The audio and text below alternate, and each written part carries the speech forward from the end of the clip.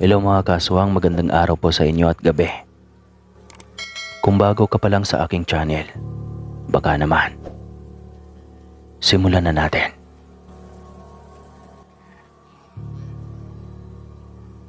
Mapagpalang araw, Sir Casper. Ang kwentang ibabahagi ko sa inyo ay nangyari noong taong 2016. Tawagin niyo na lang po ako sa pangalang Japet, 25 anyos. Ako ay kasalukuyang nagtatrabaho bilang isang manager sa isang mall na hindi ko napapangalanan pa. Naisip ko lang na ibahagi sa inyo itong kwentong katatakutan ko para magsilbing paalala na hindi lahat ng nakakasalamuha nating tao kahit saan ay totoo at nagsasabi ng buong katotohanan. Akala ko dati sa kwento, mga libro at palabas lang nakikita ang mga aswang. Hindi ko inakala na totoo pala sila at mas nakakatakot pa kaysa sa mga nakikita kong itsura nila sa pelikula. Hindi ko sinasadyang makakita ng mga nilalang, kagaya nila ng kumalat ang balitang buntis daw ang aming guro na si Ma'am Amanda. Siya ang tinaguriang pinakamabait na teacher sa school. Marami kaming estudyante na malapit sa kanya, kaya lahat kami ay nalungkot nang malaman naming tinakbuhan siya ng nobyo niya. Marami ang naapektuhan dahil sa pagiging malungkutin niya. Maging ako kasi ay kilalang malapit kay Ma'am, kaya alam ko ang hirap na kanyang iniinda sa tuwing naririnig ko siyang humahagulgol sa banyo kapag itinataon niyang bibigyan kami ng activity na kailangan naming sagutan. Sa pagkakaalam ko, ang nobyo ni Ma'am Amanda ay si Sir Aljo na taga-kabilang school. Kagaya ni Ma'am Amanda, ay isang guro si Sir na madalas magpunta sa aming eskwelahan kapag dinadalaw niya ang aming maestra. Alam ko kung gaano kamahal ng dalawa ang isa't isa. Kaya nagulat na lang kami nang mag-away sina Ma'am Amanda at si Sir Aljon. Ayaw niyang panagutan ang dinadala ni Ma'am. Prangka nitong sinabi sa kanya na isang malaking pagkakamali ang nangyari sa kanilang dalawa. Tila gumuho ang mundo ni Ma'am Amanda matapos marinig ang mga katagang iyon mula sa kanyang nobyo. Nagmakaawa siyang huwag iwanan at nagpakababa sa kanyang dignidad, pero ipinagtulakan lang siya ng lalaki at hinayaang maglupasay sa lupa. Mula noon nagbago na si Ma'am Amanda. Madalas na siyang tahimik at hindi nakikipag-usap kahit kanino. Nagiging mailap siya sa lahat ng tao. Ang kanyang tiyan ay dahan-dahan nang nagkakaroon ng umbok na alam naming inaalagaan niya ng maayos. Madalas ko siyang makita sa library na may hawak na mga litrato. Nang minsang matyagan ko siya ay nagulat ako nang makitang ang mga taong nasa litrato. Sa tagal ng ginusto kong kausapin si Ma'am at ipaalam sa kanya na nasa tabi-tabi lang kami. Kapag kailangan niya ng kausap ay napansin kong nagiging werdo nga pala siya habang tumatagal. Kinakausap niya ang litrato at hinahaplos ang kanyang tiyan. Tapos tatawa ng nakakakilabot kahit wala naman siyang kasama. Iniwasan ng marami si Ma'am Amanda. Pinantirihan at binansagan ng kahit na anong masasakit na salita. Tingin ko ay wala naman siyang pakialam. Para siyang robot na dumaraan sa aming harapan kahit naririnig niya ang mga usapan ng aking kaklase.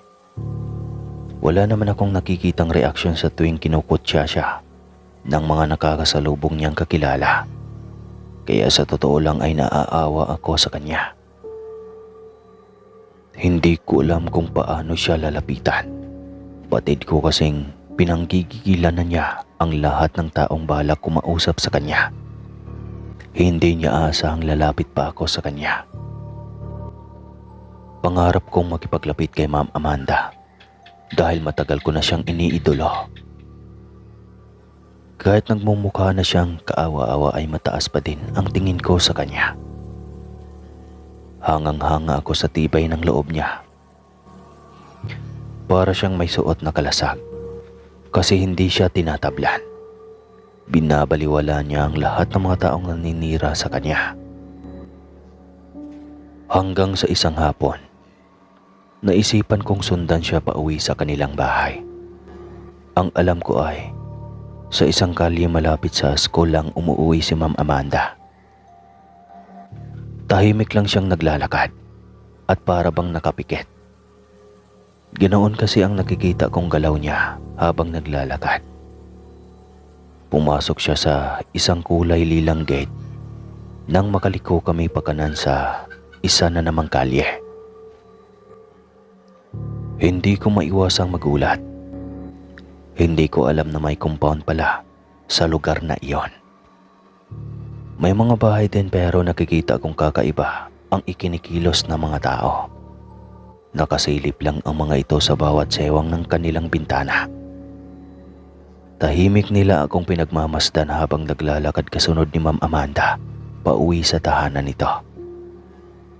Magandang bahay ni na Ma'am Amanda. Maaliwalas at maraming halaman ng San Francisco. Mukhang mahilig doon ang aking guro.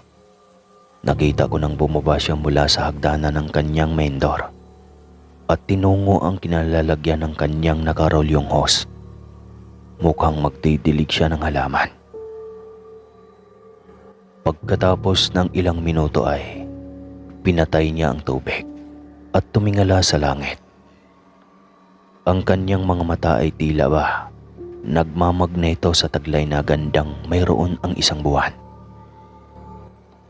Papadilim na naman kasi kaya nakikita na namin ang buwan. Naglakad siya palabas ng kanyang bahay. Nagtaka ako kung saan siya pupunta. Gayong madilim na at bawal na silang lumabas ng compound. Mukha kasing kinakandado ang kanilang compound ng pinakamatanda sa kanilang lugar. Gusto ko man siyang kausapin ay hindi naman ako magkaroon ng pagkakataon. Lalo na't natatakot ako na baka pagalitan ni Ma'am dahil sa pagsunod ko sa kanya. Dati pa naman niya kaming pinagsabihan ng aking mga kaklase na hindi magandang tignan para sa isang estudyante ang mang-istok na lang bigla ng mga guro para malaman kung saan ito nakatira. Tahimik ko na lang siyang sinundan hanggang sa tinalunto na namin ang daanan papunta sa kabilang kalye. Hindi ko alam kung sino ang sadya na dito, pero napapansin kong pakapal ng pakapal ang kakahuyang tinatahak namin. Naririnig ko ang pigil at mahinang hikbi ni Ma'am Amanda kahit na medyo malayo ako sa kanya. Hinahaplos na naman niya ang kanyang tiyan, kaya naawa akong pinagmamasdan siya. Alam kong hindi biro ang pinagdadaraanan niya.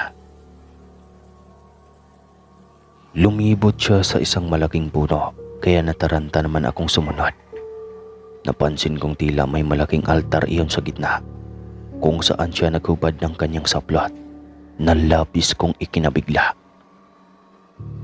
Hinayaan ko na lang muna siya. Nakita kong mas lumakas ang hikbi niya nang mapatitig sa maumbok niyang tiyan.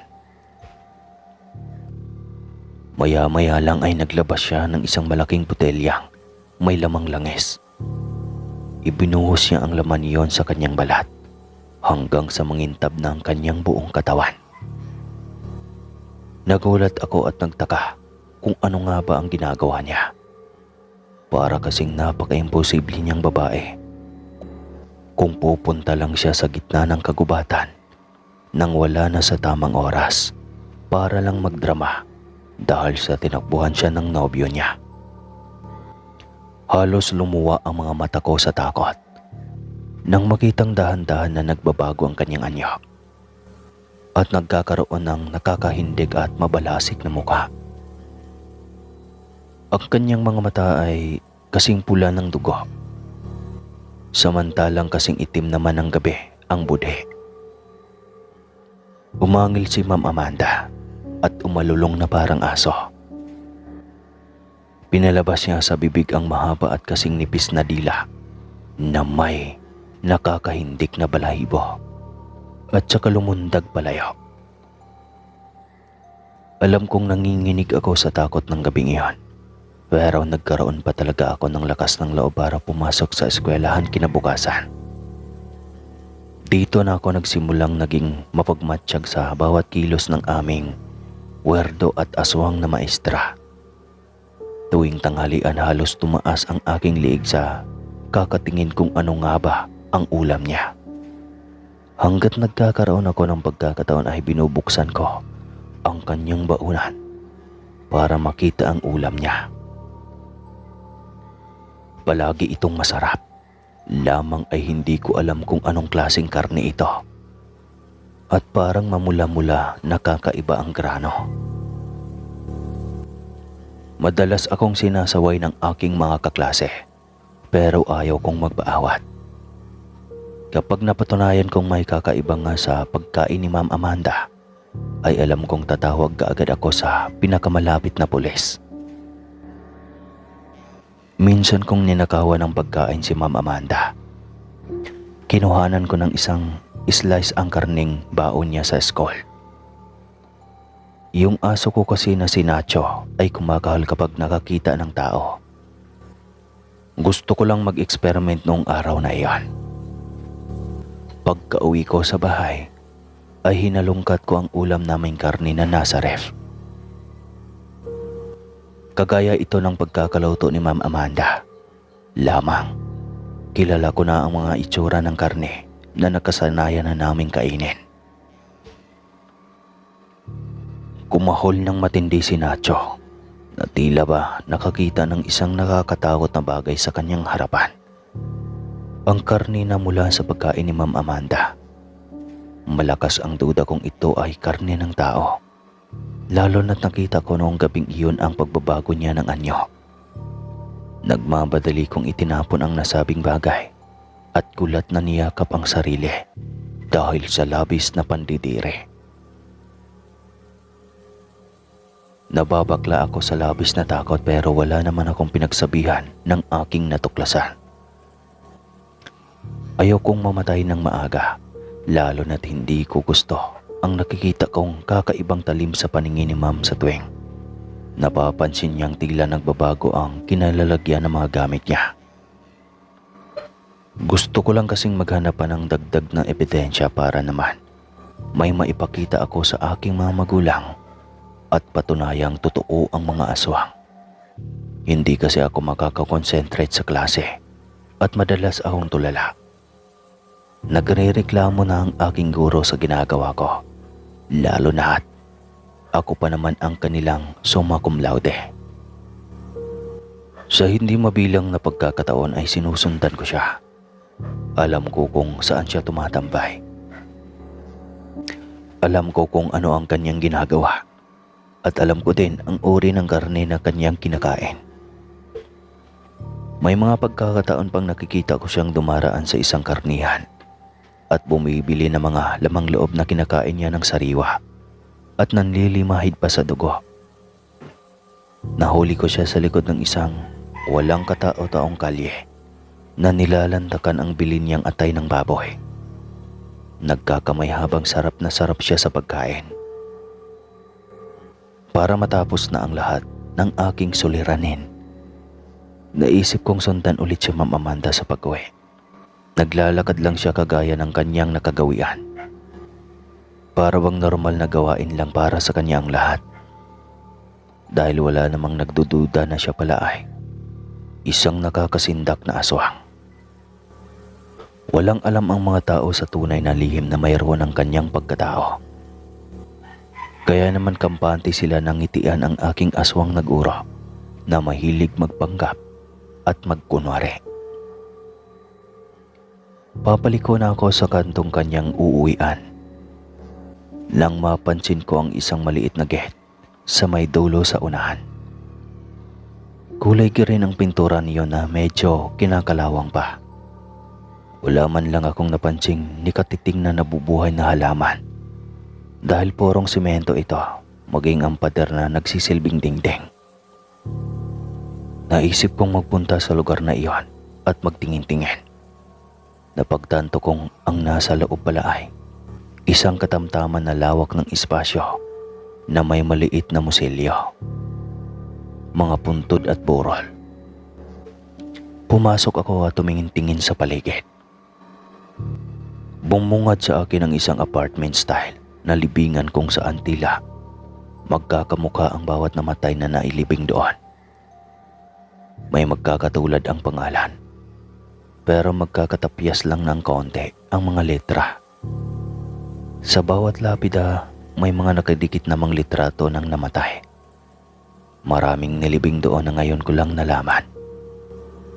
Sa totoo lang ay noon lang din naman talaga ako nakapasok sa lugar na iyon, pero hindi ko kasi magawang iwaglit sa aking kuryosidad ang bawat libingang may nakapatong na litrato. Mukhang pribadong libingan ng isang buong pamilya ang nasabing lugar dahil iisang apelyido at magkakaanak lang ang mga nakalibing doon. Umagaw sa aking pansin ang isang kulay maron na puntod na gawa sa marmol.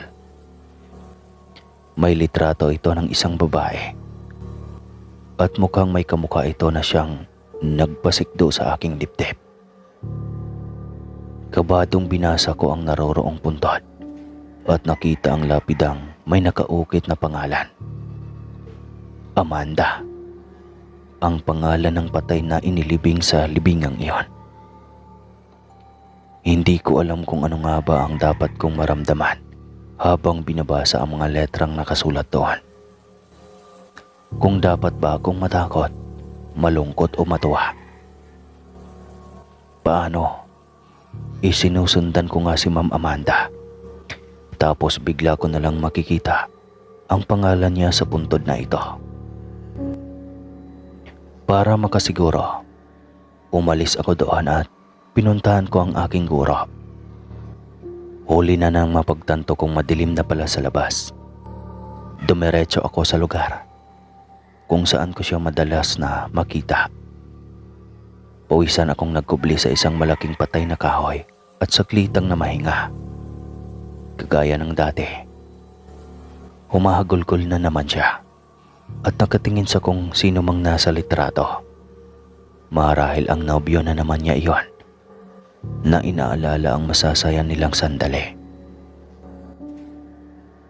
Huminga ako ng malalim at sinikap na makalapit sa kanya nang hindi niya napapansin. Nakita ko nang inilapag niya ang larawan at naghubad na naman ng damit. Napasinghap ako nang mapagtantong wala na doon ang umbok ng kanyang tiyan. Ipinalaglag ba ni Ma'am Amanda ang sanggol na dinadala niya? Tanong ko sa aking sarili. Naghintay ako ng ilang saglit hanggang sa makita ko siyang naglabas na naman ng botilyang iyon at ipinahid sa kanyang buong katawan. Marahan at may diin. Habang ginagawa niya iyon ay hindi ko maiwasang mag-init din ang aking katawan. Pakiramdam ko, minamasahe niya ako. Huli na nang mapagtanto kong nakita na niya pala ako. Walang kakurap-kurap siyang nakatitig sa akin, sabay lapit. Ilang saglit pa, minasahe niya ang katawan ko. Habang ginagawa niya iyon, ay nagsasalita siya sa mga katagang hindi ko makakalimutan. Patay na raw ang tunay na Amanda. Nagpakamatay ang kambal niya nang iwanan ito ng kasintaang si Aljon. Kasamang namatay ang sanggol sa sinapupunan nito, kaya labis ang galit at hinagpis niya sa pagkawala ng kanyang kakambal na kapatid. Ginusto niyang magpanggap bilang Amanda para makuha sa bitag si Sir Aljon. Gagawin niya ang lahat para makapagigante, kaya kakailanganin niya ang mga taong kagaya ko. Hindi ko alam kung ano ba ang may tutulong ko sa kanya, pero nakikita ko ang pagmamakaawa sa kanyang mga mata. Sa pagkakataong iyon, nagkasundo ang aming titigan. Nang gabing iyon, sumama ako kay Ma'am Almera sa bahay ng nobya ni Sir Aljon. Nakita ko kung paano nagbago ulit ang anyo ng aking guro at sugurin ang babaeng naging dahilan ng paghihirap ni Ma'am Amanda. Nakita ko kung paano niya dinamba ang babae at pagkakalmutin ito hanggang sa magkasugat-sugat at pumulandit ang sariwa nitong dugo. Ang kanyang mga lamang loob ay tila ba kagaya ng sa aso na marahas na hinablot ni Ma'am Almera at nilantakan sa pagitan ng mga luha. Makalipas lang ang ilang araw, nagpadala ako ng imbitasyon kay Sir Aljon. Hindi ko alam kung bakit ko nga ba ito ginagawa. Hindi ko kasi matanggihan si Ma'am Almera na siyang kakambal ni Ma'am Amanda. Sila pala ay may lahing aswang. Matagal na, pero nagawa nilang ilihim ang mga bagay na ito para protektahan ang kanilang pamilya. Alam kong naghahanap ako ng dating ebidensya, pero nang malaman kong may matinding rason si Ma'am Almera, ay hindi na ako nagdadalawang isip na tulungan siya. Nang umagang iyon, nakangiti kong sinabi kay Sir Aljon na may sorpresang inihanda si Ate Elena sa kanya. Si Ate Elena ang dating nobya ng aking Kuya Rocco na kagaya ni Ma'am Amanda ay naging wasak din nang malamang naging magkasintahan silang dalawa. Dati, ginusto kong gumanti kay Ate Elena. Hindi niya alam ang sakit na nararamdaman ni Kuya Rocco nang iwan niya ito. Pero hindi ko alam kung paano nga ba gumawa ng hakbang. Ngayong nariyan si Ma'am Almera, ay naging malinaw na sa akin ang mga planong gusto kong mangyari. Ako ang gagawa ng pain samantalang si Ma'am Almera ang bahala sa madugong parte ng paghihigante. Kung may magtangkang magsumbong sa amin sa mga pulis, walang maniniwala. Masyadong malaanghil ang mukha ni Ma'am Almera para paratangan nila ng isang makasalanang gawain. Kinahaponan, tumupad si Sir Aljon sa usapan. Pinuntahan niya ang address na sinabi ko sa kanya habang nagpapasalamat ng mabuti naman daw at natanggap na ng aking Kuya Rocco ang relasyon nila ni Ate Elena. Napaismid ako. Hindi niya alam na nagpapanggap lang ako. Kami ni Ma'am Almera na nagpapanggap lang din bilang si Amanda. Kagabi pa pumanaw si Ate Elena, kaya naman ang pumasok si Sir Aljon sa bahay na iyon na sa pag-aakala niya ay isinurpresa sa kanya ni Ate Elena. Alam kong talagang mabibigla siya, lalo na't hindi na siya makakalabas ng buhay doon. Sa halip, naghintay ako ng ilang minuto at nakita kong lumabas doon si Ma'am Almera at nakangiti. Nagpapasalamat siya sa akin dahil tinulungan ko siyang ipagigante ang kanyang kapatid. Alam kong isang krimen ang ginagawa namin at ipinangangako kong hanggang kwentong bayan lang ang aabot sa pandinig ng mga tao. Walang mag-aakalang ang pangyayaring ito ay totoong nangyari sa tunay na buhay. Nang makagraduate ako, ay nagkahiwalay na ang landas namin ni Ma'am Almera. Hindi ko alam kung hanggang ngayon ba ay nagbabago pa rin ba siya ng anyo. Nawala na ako ng balita tungkol sa kanya. Nang makapagtrabaho nga ako dito sa mall, ay naging abala na ako at hindi na siya nagawang balitaan pa. Maraming salamat po sa lahat ng nakikinig. Hanggang dito na lang po.